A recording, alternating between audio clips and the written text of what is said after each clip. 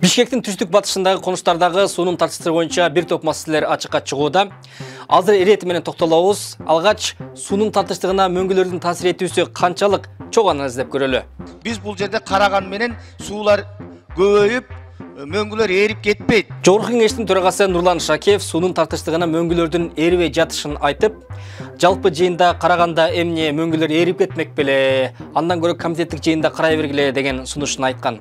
Бирок бул маселени күн тартибине ого өтөр чыгарып, бүгүн 8-июнда вице-мэр баш пролгон жетекчилер жогорку кеңешке келди. Анан вице-мэр да баягы мөңгүлөр эрибей суу тартыштыгы жаралганы боюнча бир дагы илимий негизде тастыктама көрсөткөн жок. Кечээ Нурлан Шакиев да ооз эки гана айткан. Мындан улам Бишкектин бир бурчу суусуз кала турганчалык изилдөөчүлөр күткөндөн тыш бир климат өзгөрүп кеткенине анчейин ишенүү кыйын болуп, жарандык коом шак абага алып жатат. Мөңгү жана сууларды көп жылдардан бери изилдеп жүргөн Гүлбара Оморова мындайча түшүндүрмө берди. Мөңгүлөрдүн аянтынын азайышы менен климаттын өзгөрүшү пайда болуп калбайт. Бул көп жылдан бери акырындан келаткан фактор. Ошондуктан биз биздин чечим кабыл алуучулар мөңгүлөр эрибей жатты деген бул айбагандай бир туура эмес, элдин көңүлүн бурмалаган жооп да. Эң негизи бул көйгөй жыл сайын эле келатат. Буга башка ошол угуп ушул жөнүндө окуп билгенден кийин канча жыл мурун чечим кабыл алып бул көйгөйдү чечиш керек болчу. Анткени эң негизги айта турган нерсе суу ресурстарын эффективдүү эмес колдонуу жана аларды туура эмес башкаруу болуп дагы саналат да. Анткени ошо климат өзгөрүп атат, мөңгүлөр эрибей калды деген бул жооп эмес. Албетте, жыл сайын мөңгү суу азайып баратышы турган иш. Бирок табигый шартка шылтоолобой маселени башка өңүттөн да карап көрөлү. Маселен, депутат Марлен Маматалиев айткан маалыматка тайына турган болсок, 2 жылдан бери эле жаңы суу кампаларын куруу маселеси жаралып, 100 миллион сом 4 тилке бөлүнүп берилбей келгени айкын болууда. Акча бергиле деп 2 жылдан бери кайрылып атса, өкмөт чечпей келаткан алкагында мына бүгүн бизде суу жок болуп атат.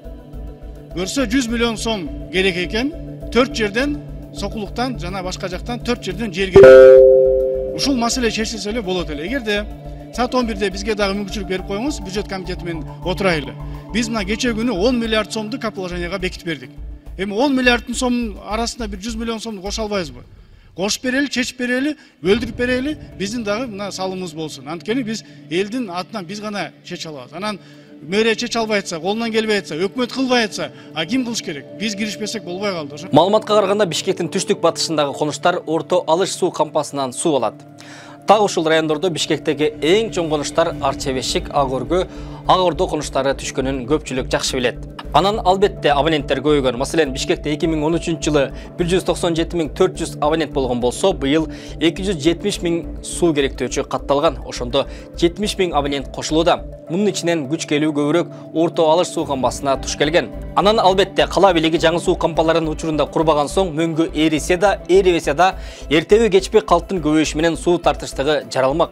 Кыскасы маселени чечүү үчүн вице-мэр Жыргалбек Шамралиев Бишкекте Баш Кара суу тосмосунун жанынан 4 гектар жер, Сельский суу тосмосунун жанынан 3 гектар жер, контур резервуар суу сактагычынын жанынан 4 гектар жер керек экенин айтты. Бир суу кампа курууга болжол менен 150 миллион сом сарпталат. Жалпысынан 500 миллионго жакын сом талап кылынат. Азырынча жогорку кеңеш 150 миллион сом бюджеттен бөлүп берүүнү өкмөткө табыштады. Ошондо кеп мөңгүнүн эрибей жатышыбы же учурунда суу кампаларын курбай, ирригациялык системаларды оңдобой жатышканындабы? Депутаттардын ачуу сындарын угуп көрөлү. Бул азыр бул жерде жыргап отурат, салкында. Бир сөздү кайра 10 жолу кайталап коюп отурат. Муну резинка өтүп кийгизип коюп, кайра ошол жерге айдаш керек ысыкта. Бар сууну чыгар депчи. Мен сунушум. Соларды кыскартып буларды иштетпейлиби кайра? Бул жерде отурганда чо толку. Мына мэр өзү дагы Сочиде экен. Ал жакта да бир колго иштер болсо керек. Тиги жакта жумуштарды күтүп алса керек бир маселелер менен.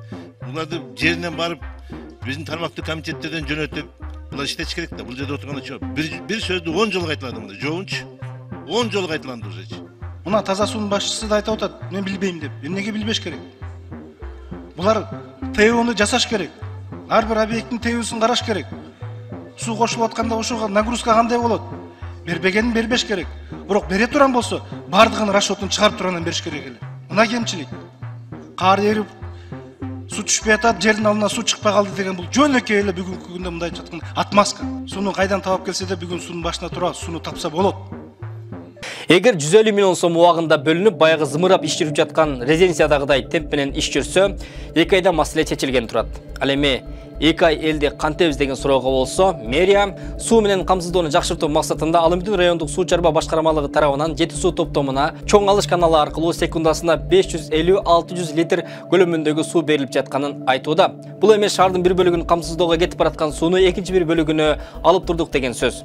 Тазалык муниципалдык ишканасынын суу ташуучу унаалары конуштарды кыдырып, мал менен суу жеткирип жатат. Бирок так графиктин болбогону шаардыктарды ыңгайсыздыкка салып жатат. Мисалы, суу суткасына ар кайсы убакта келип, кайра өчүп жатат. Суу маселесине байланыштуу акыркы жагдайлар менен бөлүштүк. Сизде да маалымат болсо комментарийге жазыңыз.